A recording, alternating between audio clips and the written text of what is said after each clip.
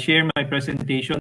Sabi nga, ito yung challenge ko sa maraming Seventh-day Adventist kasi it's a very complicated doctrine of the Seventh-day Adventist and compliments of the Prophet Ellen G. White. So it's the investigative judgment.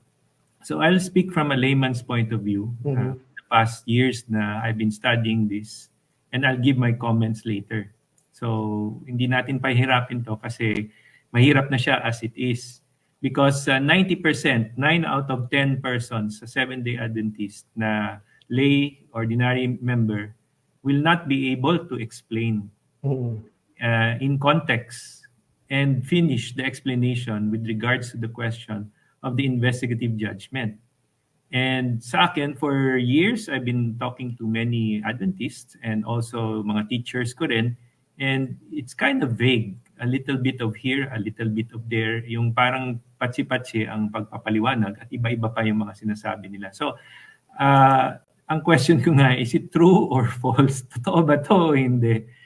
And as I grew in my spiritual life, so there were discoveries that I'd like to share tonight. Quickly lang naman, hindi ko kayo pahihirapan kasi this is, I don't need to make this complicated document. It's already complicated as it is. Yes. So, ang background there, ito yung, hindi ko na kailangan paliwanag to sa mga Adventists kasi kabisado na to. From the Daniel and Revelation, ang background nito, ito yung chart ni William Miller na inadapt ng Seventh-day Adventist, which lands on 1844. So take note of the date, 1844. And of course, this is the day, yung October 22, 1844, na paano nangyari itong great disappointment na to. So backgrounder lang po. Si William Miller, ito yung self-ordained Baptist pastor or minister that proclaimed the second coming of Jesus. It would happen in 1844. So no-brainer na yan. Yan, kabisado na ng mga Seventh-day Adventists yan. Ito nga galing yung study on Daniel 8:14, the prophecy that led him to conclude that the cleansing of the sanctuary will be Christ's return, cleansing the world from sin with the earth being the sanctuary in view.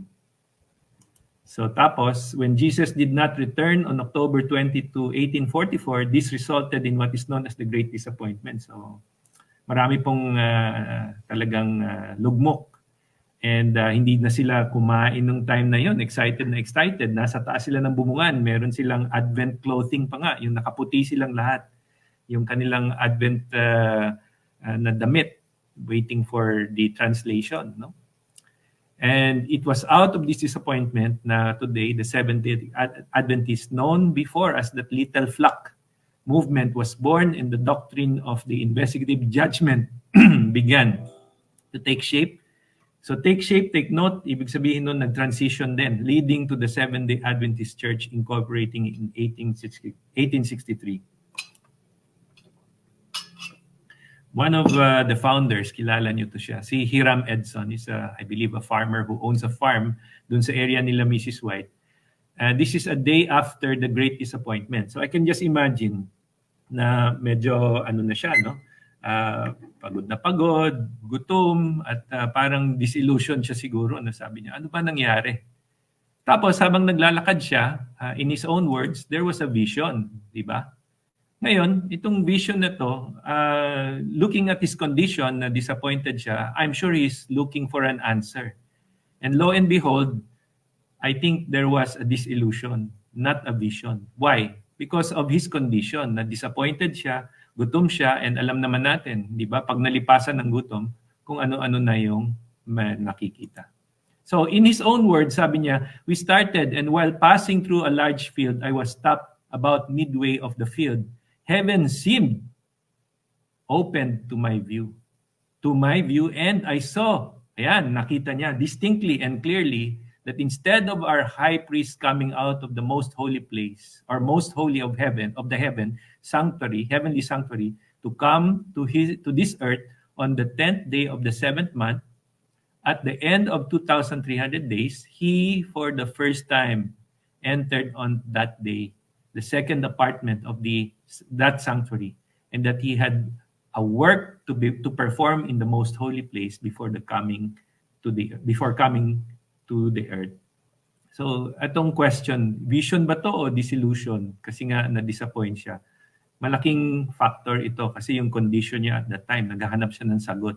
And maaring itong sagot na ito ay bunga nung disappointment niya. Ngayon, kung naniniwala kayo na nagpapakita pa si Lord hanggang ngayon, so I saw distinctly siya, parang pinakita sa kanya ni Lord. Bakit siya of all people, no? Sino ba siya? So, yan. Hindi naman siya propeta. Ayun nga. So, siguro nga medyo nalipasan to ng gutom.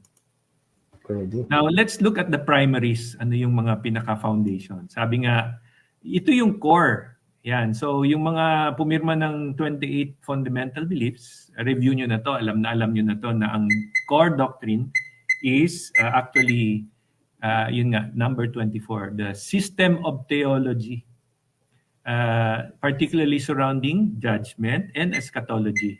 It was formally given, sabi nga, in 1855 by SDA pioneer Joseph Bates. So kilala niyo na rin yan. Hindi ko na kailangan pang sabihin pa kung sino siya.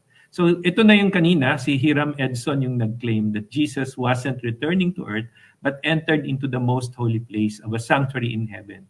That on that day to begin his next phase of heavenly atonement, the cleansing of the sanctuary. So hindi si Ellen G. White, si Hiram Edson. Ito ngayon, interesting sa history ng Seventh-day Adventists, yung the 7-year period from 1844 October up to, yun nga, 7 years later, ang tawag sa kanila, itong little flock, sila yung mga disappointed Millerites na instead of nagbalikan sa kanilang mga churches at nagrepent at nagsisi, katulad ni William Miller, he went back to his Baptist church. By history, alam natin yan. Saka nirecant niya. Inamin niyang mali siya. Inamin niya na mali siya. So ito ngayon, yung nagkaroon sila ng mga pangitain, nag-usap-usap sila, at malamang ito nga yung nahanap nilang dahilan. Sabi nila na the holy place to enter, si Jesus upon leaving the holy place to enter the most holy place. So meron na silang pag-uusap-usap. Nagkaroon ngayon ng justification yung pagka-disappoint nila. Galing lang doon kay Hiram Edson yan. Yun. Tapos nadagdagan pa. Yung sabi nila, sarado na.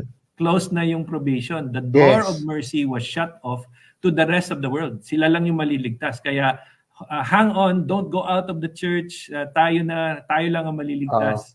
Yan ngayon lang dinideny ng mga Adventists, dinideny na may ganyan turo sa Ellen White. It's in the history, so maybe you can correct me if this is not true. Nasa history yan. At yan ang tinatawag, meron siyang sulat si Ellen White, tinatawag na Camden Vision. Vision niya sa Camden, New York.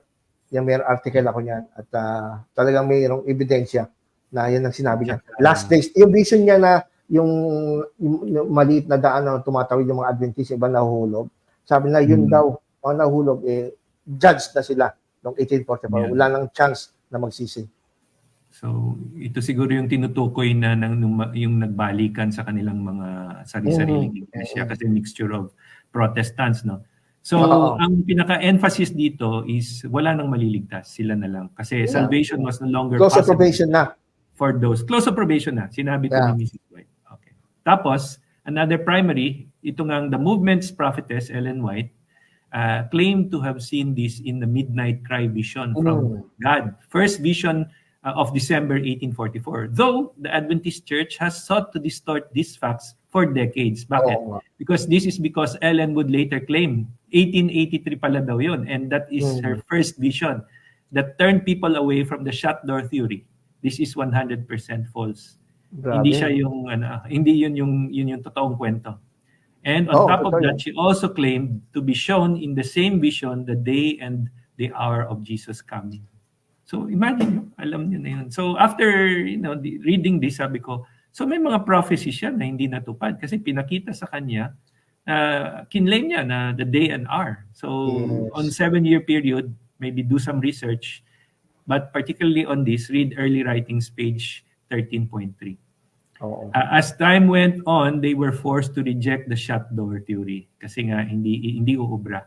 And a new hypothesis that went when the door of the holy place shut, place shut, the door of the most holy place open. So yun pala yung ibig sabihin. Hindi pala yung hindi na maliligtas. Merong sinaran na isang pinto, may binuksan na isa pang pinto to the most Pero ano lang yan, additional lang nila yan. open. That's the door of mercy and period of probation. Another extra biblical key doctrine in the system. Tama. Kaya nga tandaan natin, balik tayo kanina, sistema po ito. At duktong-duktong ito habang yun nga, nagta-transition ang Seventh-day Adventist Church, padagdag ng padagdag ang kwento. Di ba? Then this is where the investigative judgment doctrine ended up developing into. So transition ang Seventh-day Adventist. So malamang marami na rin nakakaalam nito, review lang. Ano ba yung purpose ng investigative judgment? Yes. So alam niyo na, hindi ko na kayo kailangan turuan, so we will just brisk through it.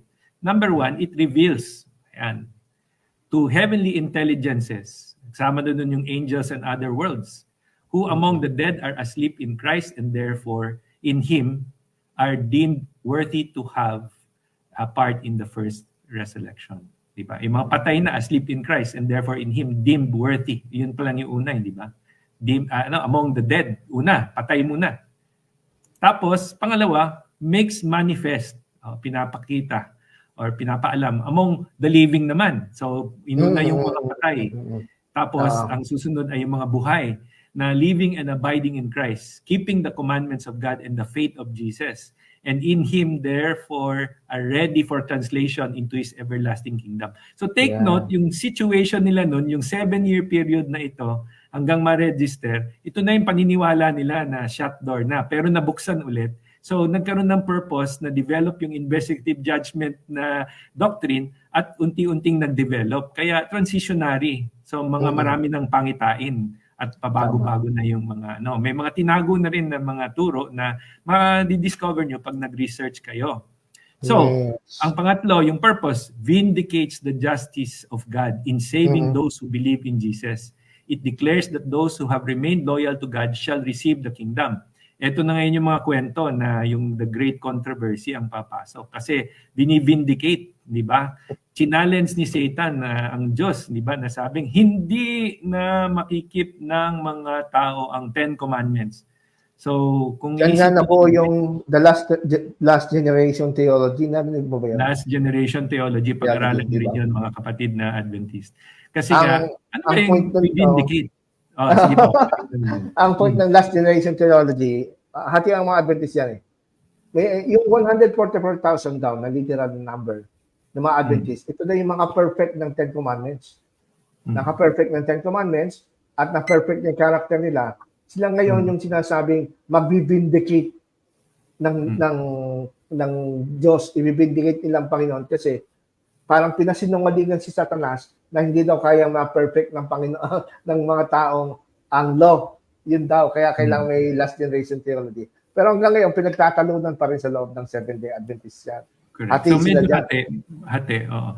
Tapos nga yung mga question na ang powerful ni Satan kasi si Jesus at si Satan parang nagbo-boxing. Pero hindi totoo yun kasi si Satan hindi siya omnipotent, hindi siya omnipresent at saka hindi siya omniscient. So talo na siya, doon pa lang Diyos ang kalaban niya, di ba? So pangatlong purpose, the completion of this ministry of Christ will mark the close of human probation before the second advent. So, ibig sabihin nun, nakadepend ang second coming ni Jesus Christ sa completion of yung ministry niya. Kaya yung investigation, ongoing. Ewan ko kung tapos na yun sa mga patay, marami pa rin naman namamatay. So, hindi ba? Ngayon, I'll explain later kung bakit hindi ito feasible sa common sense. And probably kailangan mo talagang maging disciple ni Ellen G. White para maniwala dito sa mga purposes. Okay. So process, yun ang turo sa akin ng isa kong Adventist friend. Sabi niya, alam mo to, ano yan proseso yan That's a part of the plan of salvation and it will happen in the last part of the plan of salvation. Sabi ko talaga. Okay, so let's look at the process. Jesus entered the most holy place of heaven in 1844. Sabi ko nga wow, 1844. From the time of the ascension up to 1,800 years later, makikita natin yan graphically, to begin looking over the life records of those who have been professed faith back to Adam and Eve. Kaya nga, una yung patay na sila. So sinimulan. Ang habang proseso, ang tagal ng Diyos mag-imbestiga, no? Kasi mabagal siguro. Baka Apple computer yung ginagamit, pero 1 gig lang. Hindi, 1 megabyte lang pala. 1 megabyte. Sa dami ng tao. Naalala ko yung Bruce Almighty. Tinatype yung mga dasal sa computer. Mabagal yung sa dami ng buhay na iimbestigahan. Ang bagal ng Diyos. And this investigation, Jesus looked into to see which of your sins have and haven't been confessed. Yan. Okay. Palalim ng palalim. That those have been that have been confessed will be blotted out. Those that will not have not will stand against you. Against you, tama. Okay, the standard to pass this judgment is the 10 commandments and one's perfect obedience to them. So kawawa naman yung mga tao nung before nabigay yung 10 commandments. Nako. So, ewan ko lang, may evidence. Kaya kailangan nilang sabihin na eternal ang word at 10 commandments na una pa sa tao. Pero sabi ni Jesus, sabat was for man. And not man to the Son. So may 10 commandments na sa heaven bago pa na that should be the alibi ba? Or the support. Okay. Okay. Lastly, ito nga, sabi, if any sins remain on your life record, either unconfessed or forgotten, your name will be blotted out of the book of life, and you won't make it through the judgment or be saved. Napakalungkot. Yan po ang proseso. You can challenge me if mali itong sinasabi ko. Ellen White went so far as to say that one must believe this doctrine to be saved. Oo. Okay. Hindi ko na yung mga readings kasi marami masyado. Okay, let's go now. In a graphic illustration from the Ascension, 1,800 years later, based on William Miller's chart, that the final atonement and the investigative judgment began in 1844.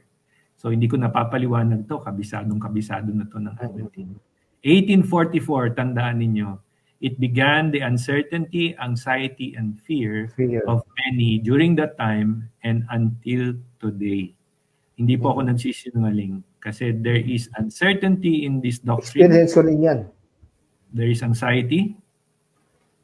Yung tinatanong mo, tinawag na ba yung pangalan ko? And there is fear. Oo, laging ganun. Naku, baka pangalan ko lang natawag niya sa langit at imbestigahan. Baka nagbago na. I don't know. Correct me if I'm wrong, friends. Depende sa feelings ng kanilang presidente. Isa ba? Sabi ko nga, each complicated. Medyo complicated. Kasi nga, any ordinary 7-day Adventist, 90% hindi mapapaliwanan to. Kaya nga, pati ang relasyon, kasi nga brother Toto, pati ang relationship na isang nananatiling 7-day Adventist na kahit alam nilang mali, ay sa Panginoon, ang relationship nila, it's complicated din. Well, ang relationship nila ay in-out. It's complicated. Parang mag-asamang... On kami ngayon, out kami bukas. Nagkasala ko, out ako bukas. I feel good, in na naman ako. Yes. So merong parang yun nga, you feel holy when you obey, you feel unholy when you don't obey. Yeah. Kasi hindi ka sure. So they have to obey. They have to do something to keep Make right with God. And to be right with God. To be right with God. Ang tanong, are you right with God? Hindi, meron pa akong sin. Can you say you're saved? Hindi ko masabing I'm saved. Hindi pa ako sure. Baka. Yes. Pero yung isa niyong kaibigan, di ba sabi niya, na-fulfill niya na yung 10 Commandments perfectly. Oo, kaya perfect na lang niya, sabi ko. Perfect na. So, exception to the rule. Okay. Ewan ko lang, kailangan mo siyang magpatingin sa psychology siguro. Kasi, okay, ngayon, kailangan magpatingin sa psychology. Magkaroon ng psychobiography. Biographies. Basahin yung psychobiography niya kung ano ba ang kanyang kasi ako sa sarili ko, para sabihin ko yan, niloloko ko yung sarili ko pagka ganun. Kasi alam ko sa sarili ko na hindi ko na perfect eh. Yeah. Okay. So, moving forward, ito nga yung isi-share ko, and I think you agree with me, Pastor Ron, there's that beauty and simplicity of the gospel. Because Hallelujah. Christ has done it all for us. Ngayon, bakit ko nasabing beauty and simplicity? In a graphic illustration, tignan niyo po ang proseso ng gospel. He died, he was buried, he resurrected on the third day, he ascended into heaven on the 40th day. Tama Hallelujah. ba? Hindi 1844 ha. First Hindi century na. 1844. And Ano now ba siya? enthroned. Di ba? Nakaano Enthroned. siya. Nasa And kanan why ng- is he enthroned? Seated at the right hand of the Father? Because he is a king and a Amen. priest at the same time. Tama ba po? Victorious King. Victorious King. King priest. King priest. Melchizedek ang kanyang hindi niya King siya priest. Levitical priesthood, hindi siya sa high priest na kay Aaron. Aaronic. He is a king priest. Kaya nga ito po, tignan niyo mabuti to. Kung kayo ay naniniwala, it takes faith to believe that Jesus has done it all. And that's the reason why the investigative judgment fundamentally distorts and complicate the historic biblical Christian gospel of Jesus Christ. If you study it well, you will see yun nga, the distortion. Now, let's see why I am not in favor of investigative judgment as a layman. Number one, I read in the gospel that ang mission statement ni Jesus Christ sa John, for God did not send His Son into the world to condemn the world, but in Amen. order that the world might be saved through Him. Amen. Whoever believes in Him is not condemned. Hallelujah. Whoever does not believe in Him is condemned already. Yun Diba? yun. Because he is not, because he has not believed in the name of the only Son of God. And this is the judgment, that light has come into the world and people Yun. love darkness rather than the light because their works were evil. Now, I Ito ask ang you, 1844 yan ha. in the 1844, I ask you, is your good works evil or good? Your self-works, yung keeping, if you're saying that's righteous, is as filthy as rags. Rag, sabi Isaiah. Kasing dumi ng pasador. Oo. So hindi Alam tayo ko yung papasa dito kasi nga, our own righteousness, no way. And then, Jesus proclaimed himself that truly, dalawang beses niyang sinabi yung truly, I say to you, whoever hears my word and believes him who sent me has present tense. Magkakaroon ng eternal life. He does not come into judgment. But but has passed from death to life. Naka-transfer na. Now, Pag my sumampalataya ka. my layman's understanding is that Jesus is our Passover. Kasi katulad yan nung sa Israel, di ba? Yung dugo nung lamb, nakaano sa lintels. Sa poste, mga bahay. Tapos, yun nga, lintels at saka yung doorpost. And nag-Passover yung angel of death. Di ba? So tayo, Jesus is our Passover. So we will no longer be judged as long as you have faith in what He has done. Amen. Di ba? And then, of course, another gospel is good news. There's therefore now no condemnation for those who are in Christ Jesus. So where is there a need to investigate those who are no longer condemned?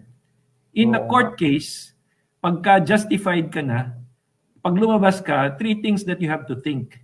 Di ba? If you were dismissed yung case mo, justified ka, nanalo ka, declared ka as panalo, there are three things you have to think. Am I under probation when I go out?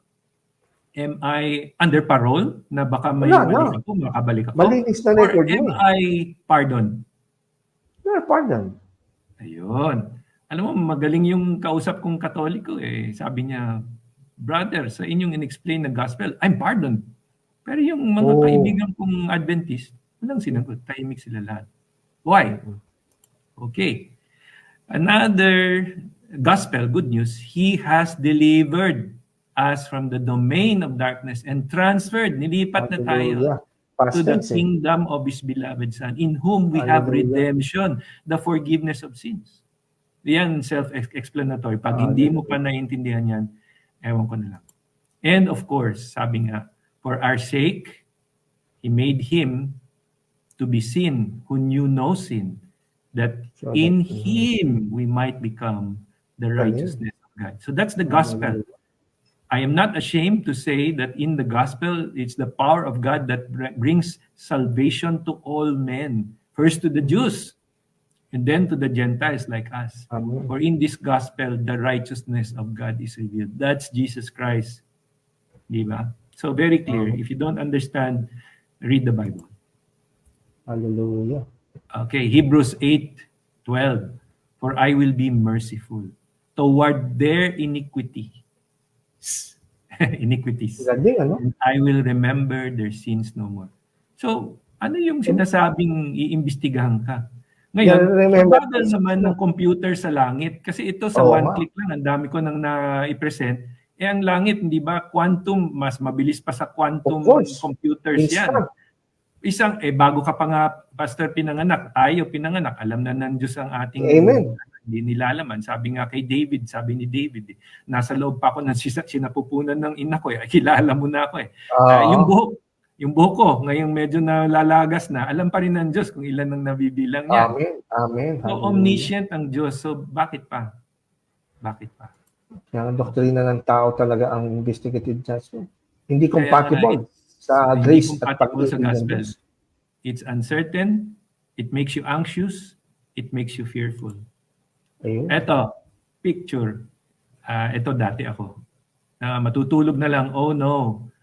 Ano ko nakalimutan. Bigla mo I naalala. got to confess the sin yesterday. Ellen White said, even one unconfessed sin will prevent the individual from being saved. Tapos. However, Ganyan. the good news is, my friends, Adventist friends, you need to go back to scriptures, not to Ellen G. White. What does the Bible say? I've shared some gospels and there are many more good news, many more benefits. So, despite the many efforts over the decades to update, change, and rethink the teaching, the problems only become worse. So, may transformation, mayroong transition, binabago na ang mga turo, unti-unti, napansin ko din yon. May mga righteousness by faith na rin ng mga pastors, di ba? May neo-Adventism na.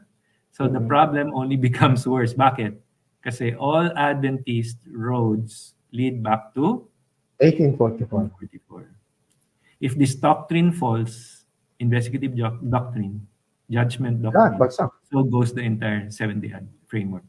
So bakit nating ikahihiya kung ang katotohanan ay gusto nating hinahanap? Bakit natin i-defend ang isang bagay na counter to the gospel of Jesus Christ? Diba? So pag-isipan natin yun. And of course, John 19:28, one of the most beautiful verses, sabi niya nga Jesus knew that his mission was now finished. And to fulfill scriptures, it is fulfilled. Sabi niya nga, di ba? I come not to destroy the law, but to fulfill. He said, I'm thirsty. Pagod na siya. Ano ba yung implication pagka uhaw na uhaw ka na? Tapos na. Nakakapagod, pero sa wakas. Sa wakas. That's the Jewish interpretation. So, a jar of sour wine, maasim. Diba? Ayaw natin ng maasim. Maasim na, yung kanranasan. No? And sitting there, so they soaked a sponge in it, putting it on a hyssop branch and held it up to his lips. When Jesus has tasted it, he said, it's finished. Alam niyo bakit? In the Jewish, translation, yung mga makikita yung commentary about this. Itong sponge na to, hindi lang yung sponge na ordinaryo. Ang nabasa ko, which is a commentary, and you can check this, yung sponge na ito ay yung pampunas ng puwet. Wow. Sa mga palikuran ng meron yan sa Roman. Merong Roman time. The sponge is, at saka yung vinegar, yung sour wine, yun yung pang-disinfect. So, hindi lang mapait yung natikman niya kasi yung hyssop na. Nag-touch sa lip niya, there is sourness and bitterness. It's a total rejection of him as a person who has no sin. And yet, he actually took a punishment of a criminal, a terrorist for that. Pinakawalan nila yung terorista. Kapangalan niya pa, Jesus. Abbas. Bar Jesus. Barabas. Bar-Abbas means son of his father. Hindi ba Barabas, son of God Ah. ito si Jesus Christ. Son of the Father din siya, hindi ba? He bowed his head and gave up his spirit. So 2 times, dito nyo lang po mababasa yung word na it is finished. Dito lang sa chapter na ito, sa John. Wala nang iba sa Bible na sinasabing tetelestai. It is finished. So, isipin po natin. Yung New Living Translation, Hebrews 10:28, for anyone who refused to obey the law of Moses was put to death without mercy on the testimony of 2 or 3 witnesses. Si Jesus had not broken the law, but yet he was crucified. Oo nga. He was punished based on the law of Moses kasi ginawan Oo nga. siya ng kasinungalingan. At yung lahat ng kasalanan ay napunta sa kanya. Kanino yun? He took our sins away. That's the gospel. He took our sins away. And just think, mga Adventist friends, how much worse punishment will be for those who trampled on the Son of God. Tinatapak-tapakan niyo yung ginawa ni Jesus Christ. And have treated the blood of the covenant which made us holy. So isipin nyo, how can you be investigated when the blood of Jesus Christ, which you have accepted, the new covenant, had made you holy already? So pagka hindi nyo pinaniwalaan yun, you have trampled on Jesus Christ, and He did common and unholy, na walang bisa, and have insulted. Ininsulto nyo si Christ na nagpakahirap sa atin. And disdained the Holy Spirit na sinasabi Tapos na sa inyo. sasabihin pa ni Randy Skit na ang obedience to the law is much greater, better than sacrifice of Christ. Sacrifice of Jesus Christ, and who brings God's mercy to us. Tignan niyo po, Holy Spirit who brings God's mercy to us. The investigative judgment has no mercy. Why? Because it all depends on you, and you think that the Holy Spirit, through the teachings... It makes you fearful, anxious, and Yes, correct. Ka, hindi ka magiging happy nun. Hindi yun ang bunga ng Espiritu. It's not the fruit of the Spirit. Spirit of fear yan eh. And it leads you to legalism that makes you feel holier. Tingnan niyo po, ang tingin niyo sa mga kumakain ng baboy, ang tingin niyo sa mga Sunday keepers, mas holy kayo. Ganun ang pakiramdam ko dati. Ewan ko lang kung kayo. Baka ako lang yun. Sa mga comment natin, ganun nakikita ko eh.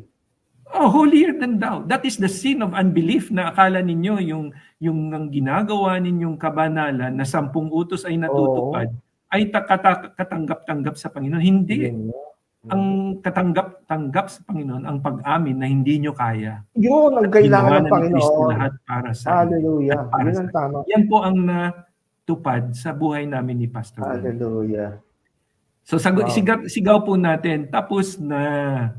Pero sabi ng Adventist, investigative judgment, hindi pa tapos. Phase 2. Nasa phase 2 phase 2 ng final atonement. May final atonement pa. Kita nyo, yung sinabi ni Pastor. It is finished yung atonement. We are reconciled to the Lord. We are already reconciled to God once and for all sa cross. Kaya nga po heretical yung sabihin na ang obedience natin mas preferred over the sacrifice of Jesus Christ. Heretical in the sense na tinapakan mo si Kristo kasi sabi mo, wala yun. Mas gusto ni God na obedient ka kesa doon preferred even the sacrifice of Christ. Ang linaw na sinabi niyo yun, that's heretical. You better abandon that belief. Sana ma-realize sa mga kapatid natin Adventist yan, ano? So, yun ang magpapahamak sa kanila sa impyerno eh. Ganun turo eh. So folks, Tetelestai. Lift up Christ. We are lifting Christ here. This is the true gospel. The death, burial, and resurrection. And you're not a victim, by the way. In Christ, you are already victorious. Amen. Kaya nga, your mess right now will become your testimony, yung message. Yung test will become your testimony. So, surrender your life to Jesus Christ and say, Lord, I cannot keep all of this. And by your stripes, I am made whole, made and healed. And by your grace, I'm saved. And now that I am saved, I work out my salvation. Sabi nga in verse 10 of Ephesians chapter 2. Verse 10. You're God's masterpiece. After He saved you, you're God's masterpiece for good works. And what's those good works? Love God above all, with all your heart, soul, and mind, and love your neighbor just as I have loved you. Amen. Diba? Yun na yung greatest commandment. So, hindi po 10 utos. Greater than the Ten Commandments, Okay, reactions please to our friends, the Seventh-day Adventists. And try to trample the gospel by stating that I'm still working on the 10 Commandments to save myself. And if Tsaka you hindi mo believe na kailangan si Kristo kasi judge- na-perfect mo na yung Ten Commandments. Okay, so thank you. Hallelujah. Hallelujah. Maganda. That ends my presentation. Let's close in prayer po. Sir. Father God, I release a blessing to each and every one listening right now. I ask for the power of your Holy Spirit to touch and to convict those who are right now listening. If they are unsure about their salvation, Father God, give them the assurance, that blessed assurance that Jesus is for us and not against us. That we have victory in Him, that we are already sons and daughters of God, that finally it is finished, and that we can claim right now victory, that we are saved by the grace and mercy of God, that we now have eternal life, and because of His Son, Jesus Christ, who lives and reigns forever. And may your will be done on earth as it is in heaven. To all those listening, bless them, heal them, provide their needs according to your riches in glory. And for those, Father God, who are listening for the first time, I ask you to receive Christ right now as your personal Lord and Savior, and continue listening here as we share the gospel, the good news of salvation. Thank you, Lord, for anointing this evening. In Jesus Christ's name we pray. Amen. Amen. Wow.